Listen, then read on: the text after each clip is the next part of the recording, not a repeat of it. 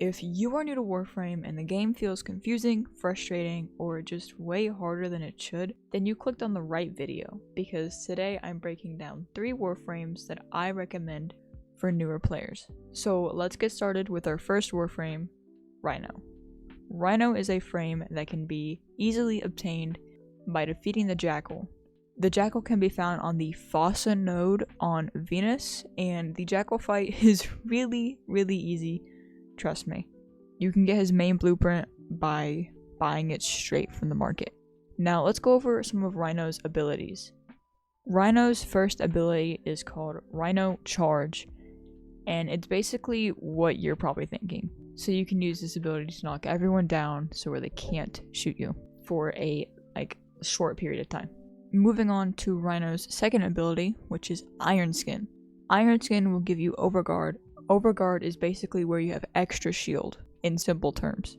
But having Overguard not only makes you immune to damage, but it also makes you immune to knockdowns and status effects, which is why everyone loves Overguard. Rhino also has an ability called Roar. Roar buffs literally everything, making you do more damage and you being a stronger player. Rhino's last ability is called Rhino Stomp. This ability freezes everyone within range and they are put into a stasis kind of mode. They are launched off the ground and they stay there.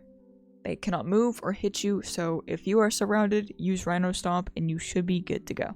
So the reason I recommend Rhino for newer players is because you can get a lot of value out of Rhino, like more damage and Overguard, which overall just makes you stronger. Moving on to the second Warframe, I recommend picking up Wukong.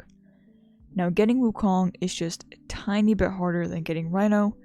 You have to join a clan, but don't worry, I'll show you how to. In the recruiting tab, you can simply just say how you want to join a clan that has everything researched. The reason you want a clan with everything researched is so you can just go into the clan and pick up any blueprints you need without having to wait. Speaking of blueprints, you can get all of Wukong's blueprints in the Tenno lab in your dojo of the clan you just joined or you were already in. Now, why Wukong? Because Wukong is basically a all-in-one frame. His first ability allows you to make a clone of yourself, which aids and helps you on missions. Your clone is basically another player in your squad. When you use your melee, your clone will use your weapon, and when you're using your weapon, the clone switches to your melee. So you're basically doubling your damage output with just a click of a button. Not to mention, you literally have 3 extra lives with Wukong. You get instantly revived, and you also get a random powerful buff. Back to his abilities though, since that's just his passive. His second ability is Cloudwalker, and what it does is it basically turns Wukong into mist, and it makes you invulnerable. You move very fast, and it even heals you while you're moving. So he is perfect for spy missions. Since using Cloudwalker won't set the alarms off, you can just go straight to the lasers. You can also just use it when you're in a tight spot and either need to get out or need to heal quickly. You can also spam the ability, by the way, so there's no cooldown to how long you can use it for. Moving on to Wukong's third ability, Defy. How this ability works is that Wukong will spin his staff in a circle and do damage to enemies. So just think of it like Cloudwalker, but you do damage and you are not as fast. Finally, Wukong's fourth ability, Primal Fury. This is Wukong's ultimate ability, you could say, because he uses his own weapon, the Exalted Staff. It's basically Excalibur's Exalted Blade, but it's a staff. The good thing with this though is just like Excal's blade, you can also add separate mods onto his staff, which allows you to be creative with your builds. Another good thing with this ability is that it is active until you either 1. Stop using it, or 2. Your energy goes out. So keep an eye on that energy bar. The last thing about Wukong is that if you use Defy or Primal Fury and you have your clone out, then your clone will copy you and use it too, making damage a lot easier. So the reason why I recommend Wukong for newer players is because of his extra lives, his helping buddy, and how much damage he can put down by himself. Now on to the last frame, Gara. Gara can be obtained by doing these low-level Cetus bounties on Earth, so she isn't hard to get at all. You also get Gara's main blueprint from completing the Saya's Vigil quest. Moving on to her abilities though, her first one being Shattered Lash. This ability, when you just tap the button, deals puncture damage to everyone in the line, but if you hold Shattered Lash, you will deal slash damage instead of puncture damage. Her second ability is Splinter Storm. What it does is it surrounds Gara or your teammates with glass shards, and it gives you up to 90% damage reduction, which is a great amount, especially for newer players. You continuously do damage when this ability is active, only if enemies walk close to you or are close to you.